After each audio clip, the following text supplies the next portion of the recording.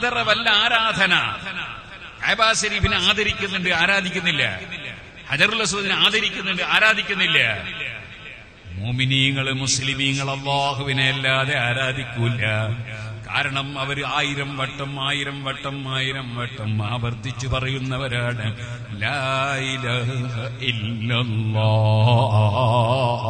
അല്ലാഹുവല്ലാതെ ആരാധനക്കർഹനില്ല.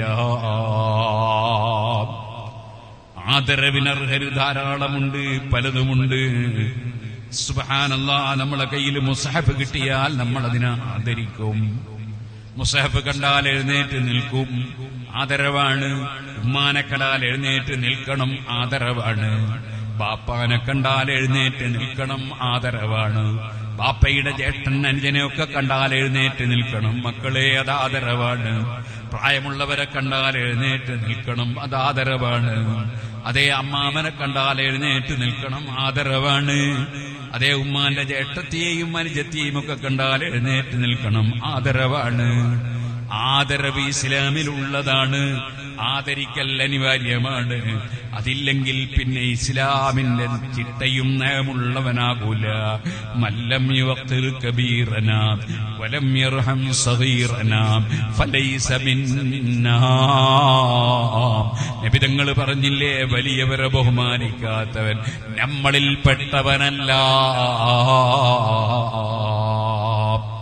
അപ്പൊ ബഹുമാനങ്ങളൊക്കെ ആരാധനയാണെന്ന് തെറ്റിദ്ധരിപ്പിക്കരുത്.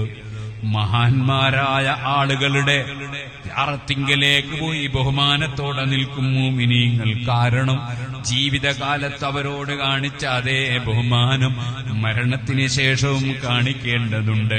മരിക്കുന്നതോടെ അവരുടെ ബഹുമാനത്തിനൊരു കുറവുമില്ല. അതുകൊണ്ടല്ലേ അതേ മുഅ്മിനീങ്ങളെ ഖബറിന്റെ മേലെ വിസർജിക്കൽ ഹറാമാണ്, മൂത്രമൊഴിക്കൽ ഹറാമാണ്. കാരണം അതിന്റെ ചുവടെ കിടക്കുന്നതൊരു മുഅ്മിനായ മനുഷ്യനാണ്. മുഅ്മിനായ മനുഷ്യന്റെ അതേ ഖബറിന്റെ മേലെ മൂത്രമൊഴിക്കൽ ഹറാം, വിസർജിക്കൽ ഹറാം. കാരണം ആ ഖബറിലുള്ള വ്യക്തിയെ ആദരിക്കണം. മരണപ്പെട്ടതോടുകൂടെ ആദരവ് തീർന്നു എന്ന് പഠിപ്പിക്കുന്നത് ഇസ്ലാമല്ല, ഇസ്ലാമിന്റെ നയമല്ല. സുഹൃത്തുക്കളെ, ആ ഖബറിൽ കിടക്കുന്നവരോട് പോയി സലാം പറയണം. അസ്സലാമു അലൈക്കും എന്ന് സലാം പറയണം. പറയുമ്പോൾ ഖബറിലുള്ളവരെ വിളിച്ചു പറയാനാണ് നബി തങ്ങൾ പഠിപ്പിച്ചത്. അഹ്ലദ്ദിയാരി മിനൽ മുഅ്മിനീന വൽ മുസ്ലിമീൻ വഇന്നാ ഇൻഷാ അല്ലാഹു ബികും ലാഹിഖൂൻ. അല്ലെങ്കിൽ അസ്സലാമു അലൈക്കും യാ അഹ്ലൽ ഖുബൂർ അൻതും ലനാ സലഫുൻ വനഹ്നു ലക്കും തബഉൻ വഇന്നാ ഇൻഷാ അല്ലാഹു ബികും ലാഹിഖൂൻ.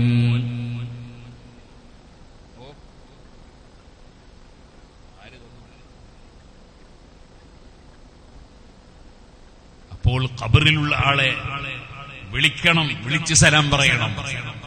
ഖബറിലുള്ളവരെ വിളിക്കുമ്പോഴേക്ക് ചുരുക്കൊന്നാവൂല. ഇതെല്ലാം ഇസ്ലാമാണ്.